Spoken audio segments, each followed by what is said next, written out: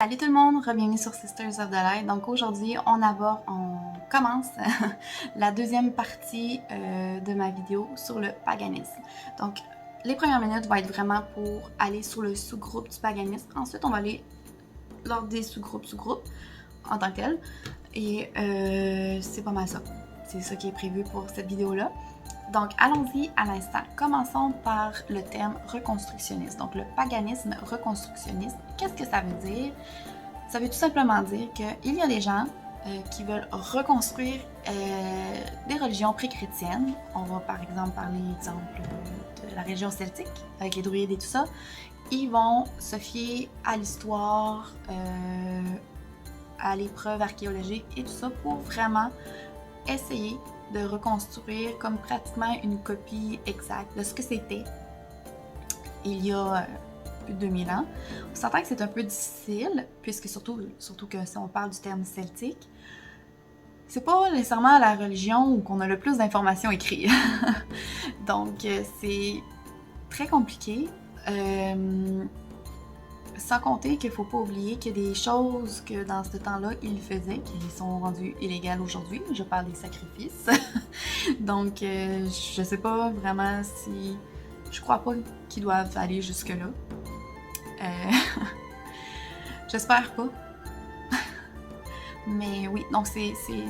Pour expliquer brièvement, c'est ce que c'est le terme reconstructionniste. C'est vraiment... C'est pas essayer... de l'adapter d'aujourd'hui, contrairement à ce que c'est le néopaganisme. Donc, le néopaganisme, c'est une résurgence des religions pré-chrétiennes, mais bien sûr, elle s'accompagne de la Renaissance en même temps, dans le sens que, oui, on va, exemple, célébrer Samhain, mais on n'ira pas sacrifier des bœufs et tout ça le soir de Samhain pour un hiver court. Si vous voyez ce que je veux dire, ça va être un peu plus différent. Ça va être un peu plus adapté à aujourd'hui. Rendu là, s'il y a des gens qui vont vraiment dehors faire un feu, faire un festin, puis vont sans vraiment sacrifier le bétail, ils vont faire un gros festin dans ce sens-là. Puis il y en a, oui. Mais le néopaganisme, c'est vraiment un mouvement New Age et c'est presque péjoratif en tant que tel aujourd'hui. Le néopaganisme est vraiment péjoratif chez certains païens à cause que le New Age, c'est péjoratif aussi pour eux. Ce que je pense de ça, je trouve que c'est un peu poussé. Je veux dire, rendu là, si on s'attarde à des mots... C'est vraiment complexe, honnêtement. Je trouve que c'est exagéré de dire que c'est péjoratif. Moi, au contraire, je me considère néo-païenne. Il n'y a rien là. Je fais de mon mieux pour étudier ce que ça signifie pour moi, la religion païenne. Aller rechercher le plus possible les pratiques d'autrefois, puis les amener dans ma vie aujourd'hui. Je crois à la balance de toutes choses. C'est pour ça que j'ai aucun problème avec le néopaganisme. Il y a beaucoup de personnes qui vont dire « Ah non, faut pas que tu fasses ça comme ça », puis un peu comme le gatekeeping. Mais je veux revenir un peu sur le reconstructionnisme. Je viens de penser à quelque chose que je voulais vous parler. C'est souvent dans le reconstructionnisme aussi, ils vont vraiment se débarrasser de la modernisation. Je sais pas si je dis le mot comme il faut. Je sais pas si à tel point ils font tout ça, mais c'est quelque chose que j'ai lu à travers mes recherches. Comme si la modernisation c'était mal, ça n'a pas toujours ses côtés positifs, comme toute chose. C'est pour ça que je dis dans la vie, c'est beau, exemple, d'être écologique, de faire attention à l'environnement, mais je crois que toute chose doit être balancée avec notre... moi, je pourrais pas me débarrasser de ma voiture. Je pourrais pas aller travailler. Y a pas... Ça me coûterait très cher de taxi, puis il n'y a pas d'autobus. Il n'y a pas de train, il n'y a pas rien. J'ai pas le choix d'avoir une voiture. Donc, c'est pour donner un exemple. Là. Mais oui, c'est pour ça que... Puis même si j'ai une voiture, je m'organise toujours pour essayer de l'utiliser de manière stratégique. Donc, je crois que c'est la même chose avec les termes que l'on utilise dans le paganisme, néopaganisme, reconstructionnisme. Je crois que il y a des choses que l'on peut prendre, puis il y a des choses qu'on peut laisser. Si ça nous vient pas nous chercher. Oui, c'est ce que je crois. Donc maintenant, on va parler plus en profondeur, mais pas trop, de certains mouvements sous le terme paganisme, donc soit qui vont être octroyés du côté du néopaganisme et d'autres vont être octroyés du côté reconstructionniste. Ça va dépendre de certaines cultures, de certains mouvements religieux. Donc, commençons par le plus simple, la Wicca. Terme, ça c'est du néo-païen, bien sûr. Et bien sûr, il existe plusieurs sous-catégories de Wicca, mais dont la Wicca garnérienne, puisque, bon, là, je veux dire quelque chose qui peut être un peu controversé, justement. La Wicca a été créée dans les années 40-50 par Gerald Garner. Donc, on appelle ça la Wicca garnérienne. Et c'est assez strict comme religion pratique, dans le sens qu'il fallait absolument que tu fasses partie d'un coven, il fallait absolument que tu te fasses initier pour pratiquer la sorcellerie et être wiccan et tout ça. Aujourd'hui, plus beaucoup de monde croit à ça. Il y a encore des gens qui vont pratiquer la Wicca garnérienne, tout le temps qui font de mal à personne. J'ai pas rien à dire sur la manière dont ils veulent voir les choses. Je trouve ça un peu extrême, je pense, en tout cas. Et il existe aussi le contraire qu'on appelle soit la Wicca solitaire ou en même temps éclectique. Je trouve que les deux peuvent être octroyés dans le même sens que l'autre, quoi qu'il peut y avoir des Wiccans garnériens, il peut être un peu éclectique aussi, peut-être. Mais ouais. Mais sinon, le Wicca solitaire, ben c'est ce que je m'appelais. Ben je me considère plus comme avant comme Wiccan éclectique. Mais je pratiquais de manière solitaire, c'est-à-dire que tu pratiques tout seul.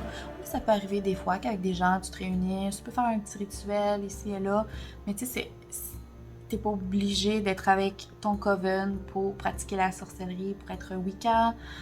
Tu pratiques chez toi avec tes propres...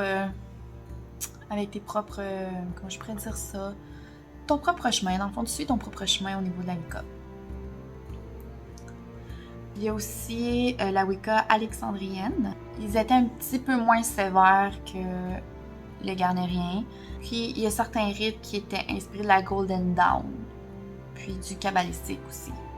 Peut-être d'autres, là, mais c'est tout ce que j'avais comme information.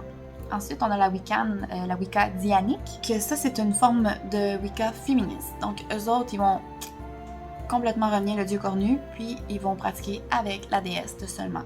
Ensuite, il y a bien sûr la Wicca féerique. C'est une pratique surtout celtique, mais précisément écossaise. C'est vraiment basé sur la nature, vraiment. Que tous les outils que les personnes doivent utiliser doivent venir de la nature. Donc, le plus possible en tout cas. Bien sûr, le terme éclectique, je pense que tout le monde... Wow! Excusez, je viens de voir... mes cheveux qui poussent, qui sont dans les airs, c'est vraiment cute. Éclectique, oui. Donc, ils vont prendre leur religion, leur croyance, leur pratique. Là. Ils vont prendre ce qui les convient le mieux. Et pour eux autres, c'est ce qu'ils vont pratiquer. On appelle ça la Wicca éclectique. Maintenant, si ça va être tout pour la Wicca, je vais pas tout nommer, ça va être trop long sinon. Sinon, sur d'autres mouvements païens, surtout situés sur le néopaganisme, on va retrouver l'Ásatrú, comme j'ai parlé dans la dernière vidéo. Donc, c'est une forme de néopaganisme germanique qui peut se pratiquer, qui vient principalement du nord de la Germanie, là, donc du nord de l'Allemagne aujourd'hui, en tout cas dans ce coin-là, mais aussi du côté nordique scandinavien. Donc, eux autres vont vraiment utiliser l'Edda de la mythologie nordique. Elle peut s'inscrire aussi du côté du paganisme reconstructionniste. Donc, ça dépend. Si je ne me trompe pas, l'Ásatrú est une religion officielle en Islande depuis 1973 et au Danemark depuis 2003. Ensuite, on va parler de l'hellénisme. Donc, l'hellénisme, c'est comme un peu une religion païenne, néo-païenne, gréco-romaine. Ça va beaucoup se jouer avec la mythologie grecque. Le nom a été choisi, attendez un peu, par l'empereur Julien au 4e siècle pour désigner le paganisme gréco-romain face au christianisme. Ça, fallait que je le lise. Donc, eux autres vont vraiment utiliser le panthéon grec. On va avoir le néo-druidisme, donc ça, j'ai pas trop de misère à vous dire que ça vient bien sûr du celtique, des druides bien sûr, donc ils vont refaire renaître le druidisme, un mouvement pas mal lié à la nature en tant que tel. Donc, ensuite, on parle du Nova Roma. Donc, pour ceux qui sont passionnés de l'ancienne Rome et de sa civilisation, ça parle vraiment de néo-païen. C'est soit néo-païen, c'est néo-païen et reconstructionniste en tant que tel. Donc, on va vraiment parler des religions romaines pré-chrétiennes. Et honnêtement, ce mouvement-là a été créé aux États-Unis. Je trouve ça un peu spécial. Ça n'a même pas commencé en Europe. Je trouve ça un peu spécial. Ensuite, il y a le chamanisme. Faut pas oublier que le chamanisme est une pratique religieuse qu'on peut retrouver chez plusieurs peuples pré-chrétiennes et même chrétiennes, parce que, tu sais, je veux dire, c'est pas tout le monde, le jour où le christianisme est arrivé, c'est pas tout le monde qui s'est christianisé d'un coup. Ça a pris plusieurs années sur certains continents. Donc, bien sûr, le chamanisme, c'est basé sur la méditation, les esprits, l'être humain. Ensuite, pour finir, le kémétisme, ça, c'est basé sur l'Égypte, donc les dieux égyptiens. Et ça aurait été formé aussi aux États-Unis. Donc, ça se base beaucoup sur l'Égypte antique, comme j'ai mentionné un peu plus haut. Quelques minutes auparavant, même quelques secondes. Donc, ça peut être soit polythéisme ou monothéisme. Ça dépend des pratiquants, d'après mes lectures. C'est reconstructionniste. Il se base beaucoup sur les informations historiques. Faut quand même pas oublier que l'Égypte, et même probablement du côté Rome et grec, là, mais on a beaucoup plus d'informations que le celtisme. Donc, c'est plus facile de se fier aux informations historiques à ce moment-là. Mais il y a aussi des mouvements plus néo-païens. Donc, c'était un petit tour rapide de ce qui était le plus populaire sur les sous-groupes du paganisme. J'espère que je vous ai fait... Parce que je sais pas si certains d'entre vous ont pris des choses. Moi, en tout cas, oui. Quand j'ai fait mes recherches, ça a été le cas. J'espère que vous avez apprécié. N'hésitez pas à liker. N'hésitez pas à me laisser des commentaires qui pourraient m'aider parce que c'est certain que je fais des recherches. Mais tu sais, je suis pas une spécialiste historique et tout ça. Je le fais juste pour... C'est vraiment très basique là, comme recherche.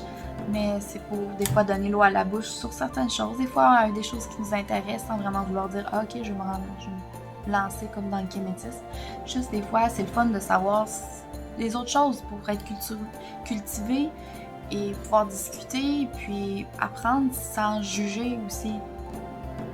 Vous voyez mon petit clin d'œil un peu.